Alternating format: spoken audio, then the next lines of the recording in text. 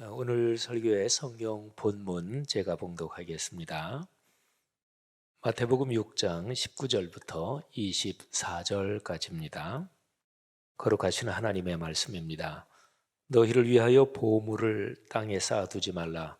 거기는 좀과 동록이 해하며 도둑이 구멍을 뚫고 도둑질하느니라. 오직 너희를 위하여 보물을 하늘에 쌓아두라. 거기는 좀이나 동록이 해하지 못하며 도둑이 구멍을 뚫지도 못하고 도둑질도 못하느니라. 내 보물 있는 그곳에는 내 마음도 있느니라. 눈은 몸의 등불이니 그러므로 내 눈이 성하면 온 몸이 밝을 것이요 눈이 나쁘면 온 몸이 어두울 것이니 그러므로 내게 있는 빛이 어두우면 그 어둠이 얼마나 더하겠느냐. 한 사람이 두 주인을 섬기지 못할 것이니 혹 이를 미워하고 저를 사랑하거나 혹 이를 중히 여기고 저를 경히 여김이라. 너희가 하나님과 재물을 겸하여 섬기지 못하느니라. 아멘. 재산 관리 잘 하십니까? 재산 관리 아주 중요하죠. 자신의 가진 전 재산이 많든 적든 재산 관리는 참 중요합니다. 일반적으로 우리나라보다 자본주의 또는 시장 경제가 발달한 서구 사회가 어렸을 때부터 재산 또는 돈에 대한 건강한 가치관, 생각을 갖도록 그렇게 많이 훈련합니다. 근자에 들어서는 우리나라도 그런 생각이 많이 또 이렇게 저렇게 발전하기도 했지만 사실은 지난 40여 년 동안 신자유주의 경제가 전 세계 먹고 사는 문제를 이끌어온 그런 때문에 서구 선진국이고 어디고 할 거 없이 사실은 돈이면 최고다 이런 생각이 전체적으로 아주 만연돼 있습니다. 우리나라는 벌써 한 7, 8년, 10여 년 전 얘기인가요? 10대 자라는 세대들이 한 10년 정도 교도소에 가도 한 10억을 벌 수 있으면 교도소 가도 좋다.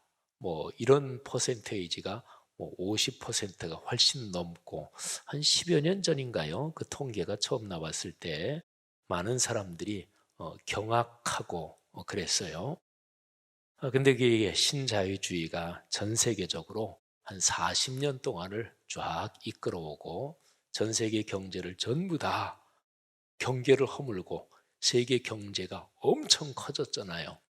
그리고 가능한 대로 국가가 간섭을 하지 말자. 그러니까 당연하죠. 돈 많이 버는 다국적 기업은 천문학적으로 이제 돈을 벌고 또 더군다나 인터넷이 베이스가 된 이런 데서 우리 교회 성도들 중에서도 아마 비트코인이나 그런 코인 하시는 분들 굉장히 많으니까 아마 계실 텐데 그런 거는 꼭 무슨 장난 같잖아요. 하루아침에 몇 억을 넣었는데 그게 몇십억, 몇백억이 됐다.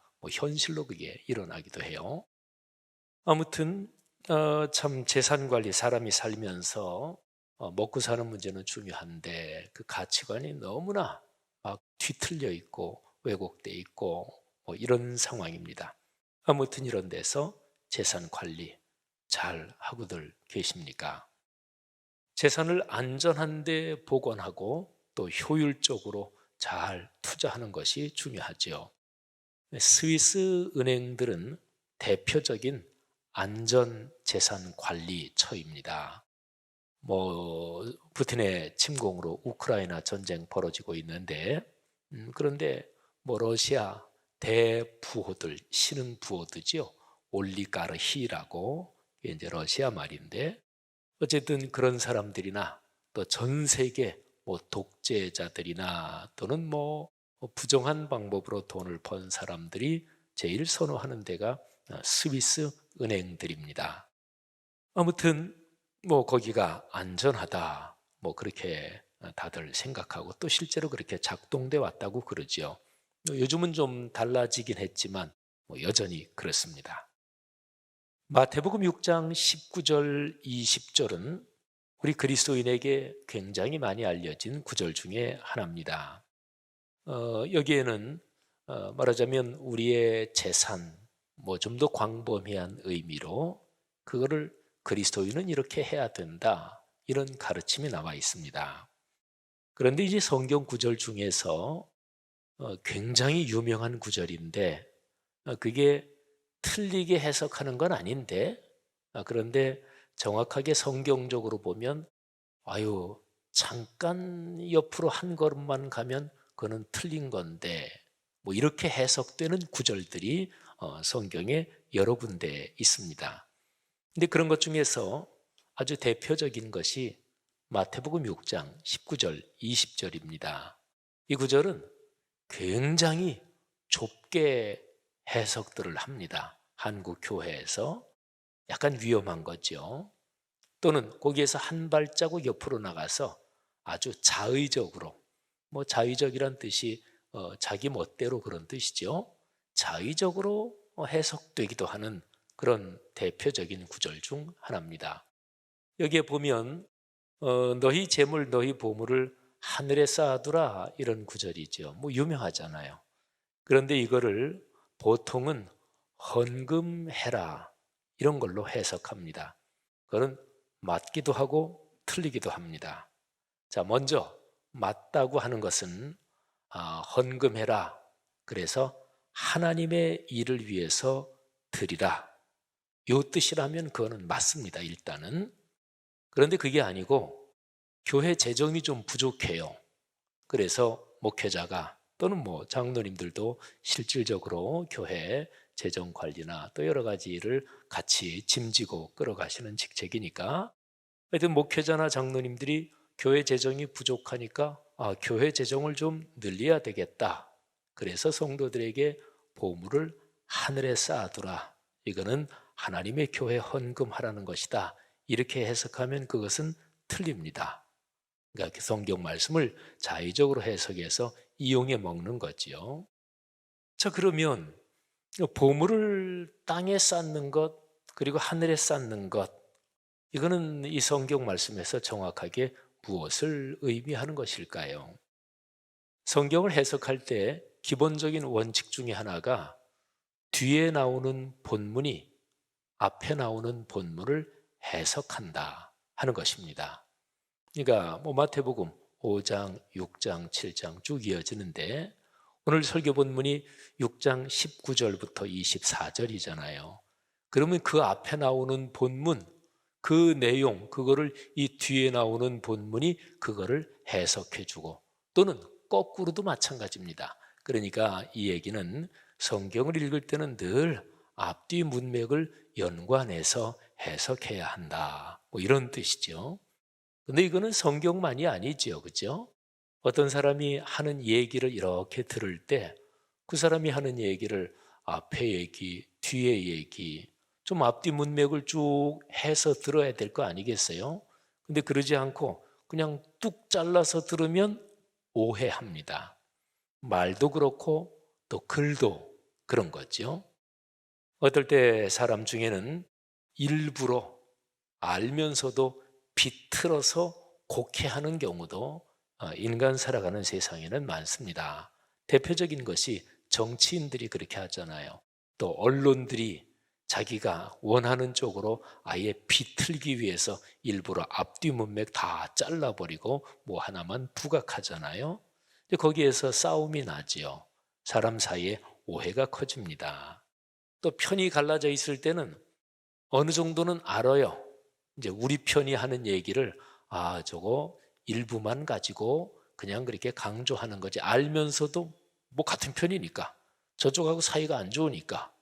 그러니까 꽤 괜찮은 인품을 가진 사람, 꽤 사람이 괜찮은 사람도 그냥 그렇게 막 휩쓸려 갑니다. 그래서 보통 상황 같으면 아유, 꽤 점잖고 참 인품도 훌륭하고 그런 사람들까지도 자꾸만 망가지는 거지요. 이게 이제 사회적인 병폐 아니겠어요? 자, 그러면 보세요. 재물을 땅에 쌓아두고 또는 하늘에 쌓아두는 거, 그게 마태복음 6장 그 앞에 나옵니다. 그 앞에가 6장 1절부터 18절이잖아요. 자, 그러면 마태복음 6장 1절부터 18절을 봅시다. 보물을 땅에 쌓는 것과 하늘에 쌓는 것이 명확하게 기록되어 있습니다. 자, 제 묵상 노트를 보여드리도록 하겠습니다. 자, 동네 세미줄 성경 8권의 30쪽에 있는 제 묵상 노트입니다. 여러분, 여기에서 제가 보라색으로, 그러니까 푸른색 계통으로 표시한 거, 그 다음에 붉은색 계통으로 표시한 거, 요거를 두 개를 이제 구분해서 보시면 되는데, 자, 푸른색 계통으로 표시한 거를 먼저 보세요. 마태복음 6장 2절에 보면 외식하는 자들, 거기에 제가 푸른색으로 네모를 쳐놨죠. 외식하는 자들. 그들은 사람에게 보이려고, 사람에게 영광을 받으려고 구제도 그렇게 하고 기도도 그렇게 하고 금식도 그렇게 하고, 우리가 신앙생활 하면서 하는 중요한 것들을 얘기하면 찬양도 사람에게 보이려고, 예배도 사람에게 보이려고, 교회 봉사도 사람에게 보이려고, 이게 이제 예수님이 보시기에 외식하는 자들이다. 그리고 특별히 외식하는 자들, 이 표현이 2절, 5절, 16절 이렇게 3번 나오는데, 2절, 5절에는 단수로 나옵니다. 외식하는 자가. 그리고 16절에는 복수로 나옵니다. 근데 성경 원문에는 3개가 다 복수예요. 그러니까 한글 성경이 꼼꼼하게 번역이 안 된 거죠. 아무튼 외식하는 자들, 구제, 기도, 금식을 다 그렇게 사람에게 보이려고 한다. 근데 그 사람들은 하나님에게 상을 받지 못한다. 그래서 그 밑에 푸른색으로 밑줄을 쳐놨지요. 3절에 거기 밑줄이 쳐져, 2절에 밑으로 내려가면 밑줄이 쳐져 있고, 또 5절 밑으로 내려가면 밑줄 쳐져 있고, 오른쪽에도 밑줄이 쳐져 있죠. 그게 3군데가 표현이 또 똑같습니다. 내가 진실로 너희에게 이르노니 그들은 자기 상을 이미 받았다. 사람에게 받았다. 하나님께는 받을 상이 없다. 천국에서도 받을 상이 없다. 그런 얘기지요. 내가 진실로 말한다. 이 뜻은 헬라어로 아멘, 레고 이렇게 됩니다. 레고, 이거는 헬라어로 내가 말한다 이런 동사입니다. 애들 장난감 레고하고 발음이 어떻게 똑같아서 재밌는데요. 그런데 그 앞에 붙은 아멘, 이건 우리가 기도 끝날 때 아멘 이렇게 하는데, 내 진심으로 내가 그렇게 생각하고 동의하고 내가 거기에 헌신합니다. 진짜로 나도 그렇게 생각하고 나를 바칩니다. 이런 뜻이에요. 그러니까 성경 말씀에 진실로 너희에게 말한다 할 때 쓰인 게 아멘, 너희에게 말한다 이렇게 돼요. 그러니까 예수님이 아주 확정적으로 굉장히 중요하게 말씀하신 거지요. 외식하는 자들은 절대로 하나님께 상을 받지 못합니다. 사람에게 상을 이미 받았습니다. 자, 그 다음에 제 묵상 노트에서 제가 붉은색으로 동그라미 표시를 너는 여기에 3개를 했습니다. 자, 3개 보이시죠? 너는 구제할 때에, 또 내려오면 너는 기도할 때에, 그리고 오른쪽 아래에 너는 금식할 때에, 그죠? 그러니까 외식하는 자들하고 반대로 너는 그리스도인으로서, 하나님을 진실하게 섬기는 사람으로서 사람에게 보이려고 하지 말아라. 하나님 앞에서 코람데오 그렇게 삶의 여정을 걷고 신앙생활을 해야 된다. 자, 그런 사람들에게 하나님이 주시는 상이 있어요. 제가 붉은색으로 굵게 밑줄을 쳐놨죠. 색연필로. 은밀한 중에 보시는 너희 아버지께서 갚으시리라.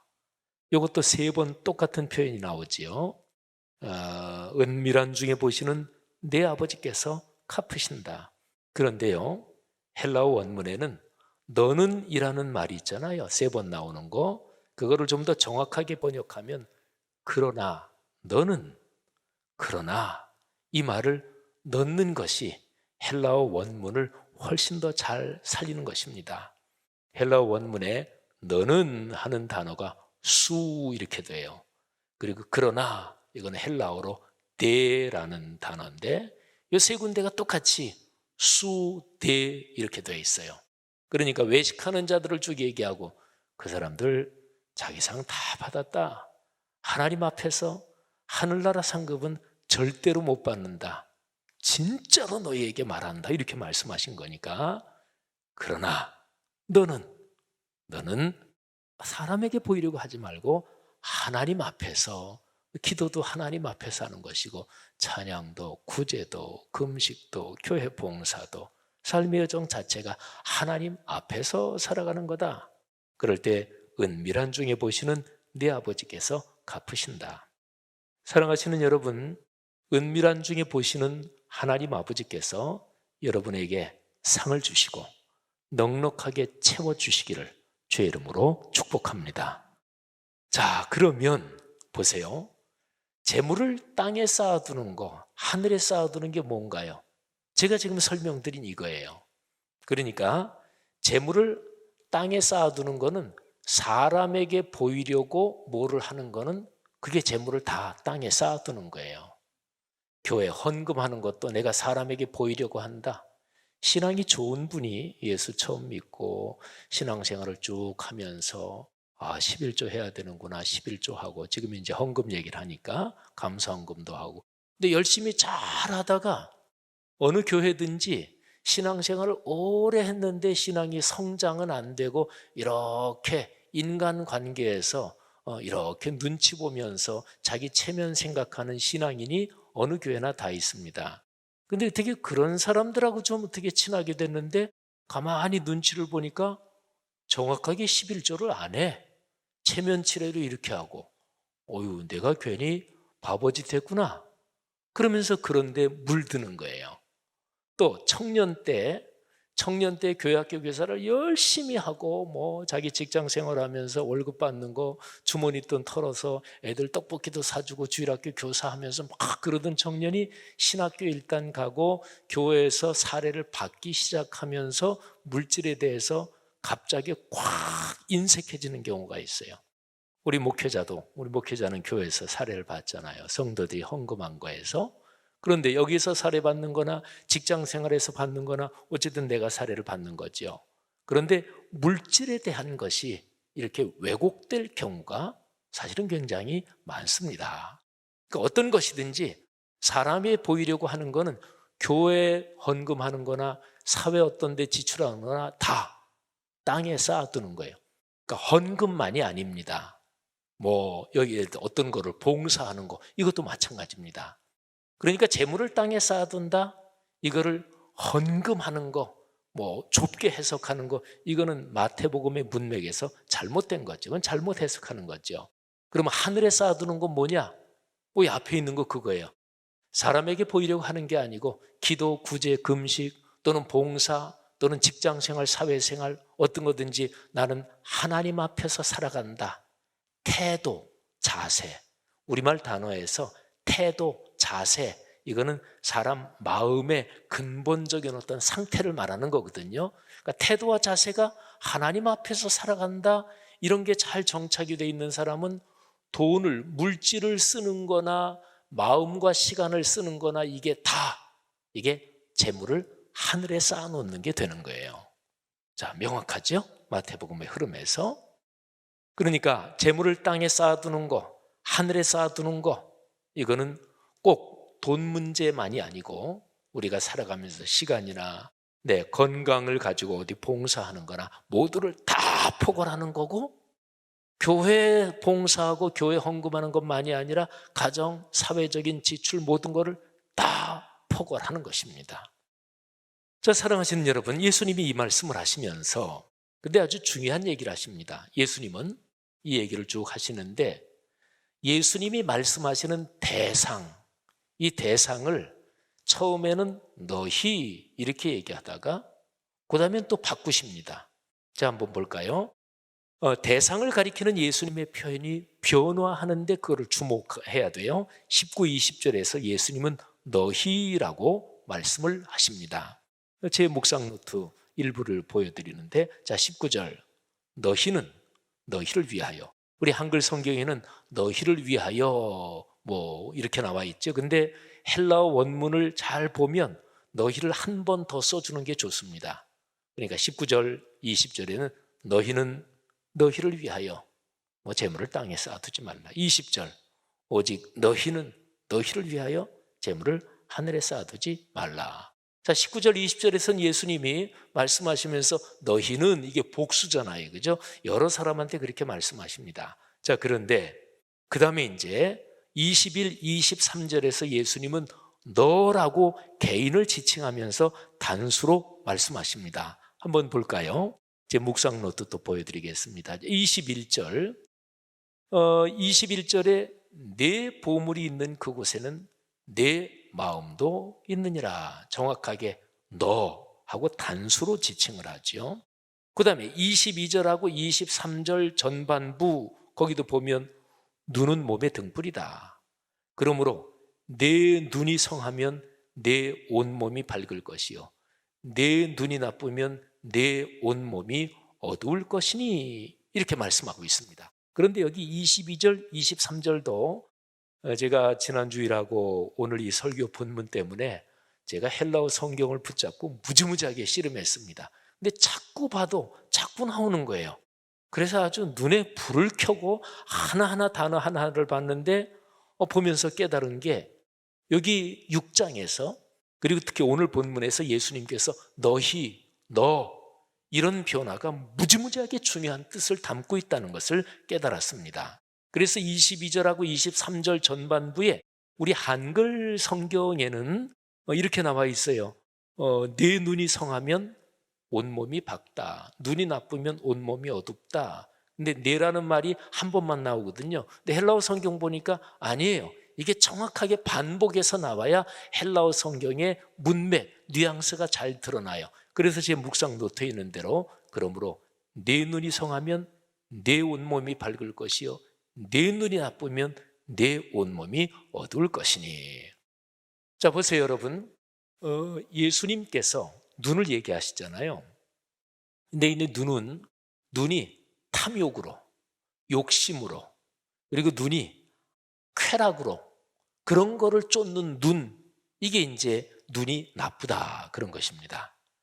그러면 내 눈이 좋다, 밝다, 그거는 사람의 마음이 이제 눈으로 나타나는 거잖아요. 그러니까 눈이 선한 가치를 쫓고 또 사람을 호의와 선의를 가지고 대하고 또 하나님의 뜻이 무엇인지 그거를 살피고 이게 눈이 좋다 이런 것입니다.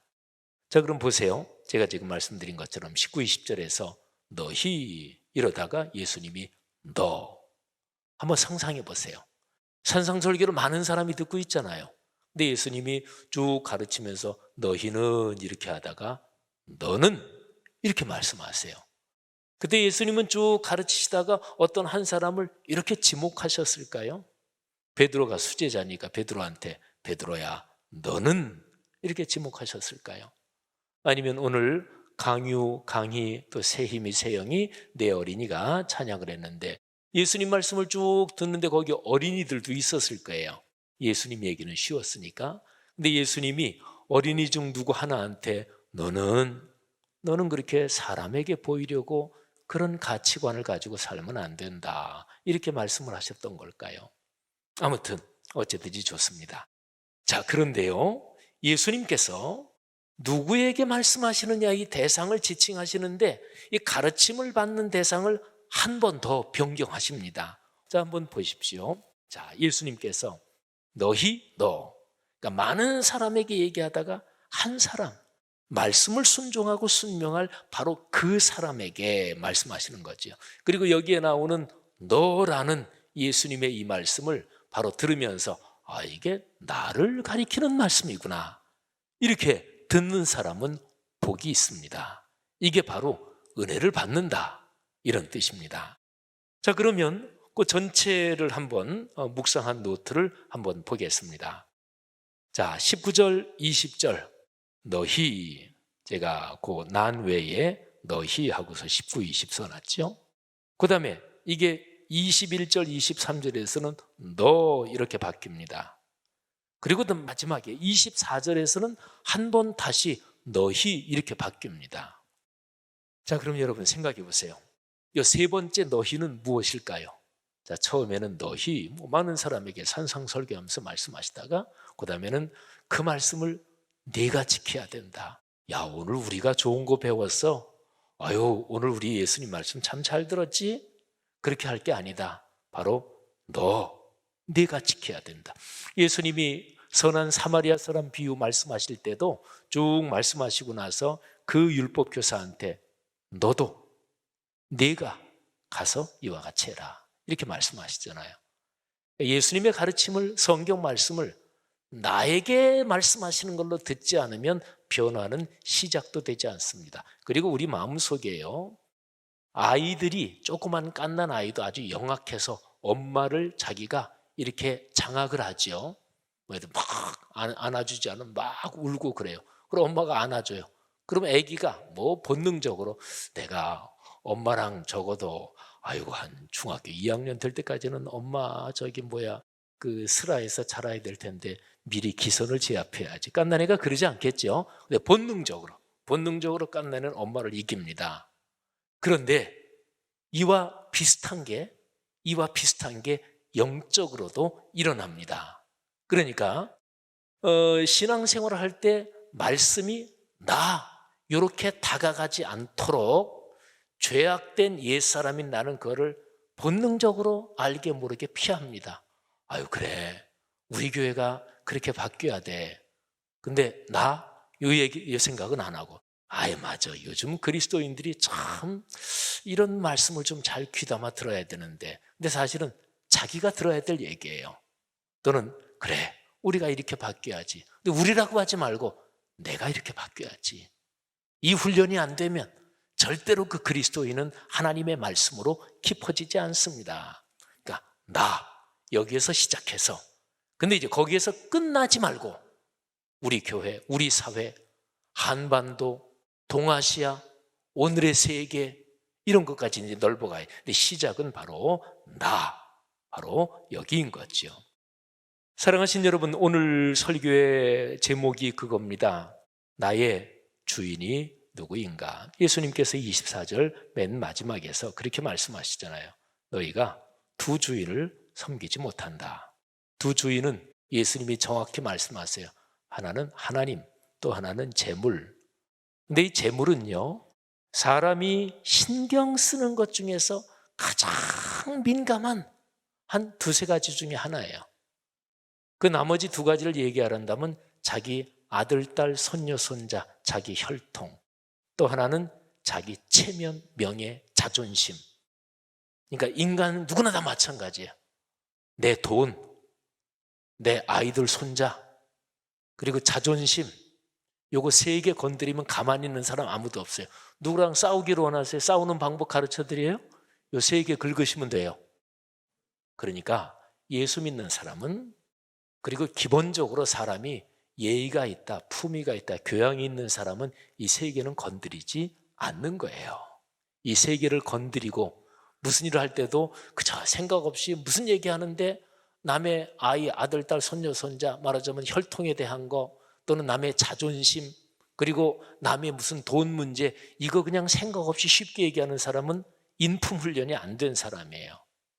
사랑하신 여러분, 예수님이 재물을 그런 대표격으로 사용하신 거예요. 근데 재물이 헬라어로 맘몬입니다. 맘몬. 그래서 맘모니즘이라 그러잖아요. 물질을 최고로 놓는, 신으로 놓는 거. 그러니까 두 가지 신이 있어요. 하나님이냐 아니면 맘몬이냐. 이거를 겸하여 섬기지 못한다. 성도 여러분, 지난 주일에 설교 마태복음 6장 1절부터 이어지는 맥락에서 아주 명백하잖아요. 하나님을 나의 주인으로 섬기고, 그래서 그 하나님께서 여러분에게 주시는, 이 땅에 살아가는 동안 주시는 온갖 아름다운 선물들, 그리고 영원한 천국에서 누릴 그 아름다운 선물들 넉넉하게 받아 누리는 그런 축복 누리시고, 그리고 베푸시고 나누시기를 주님의 이름으로 축복합니다.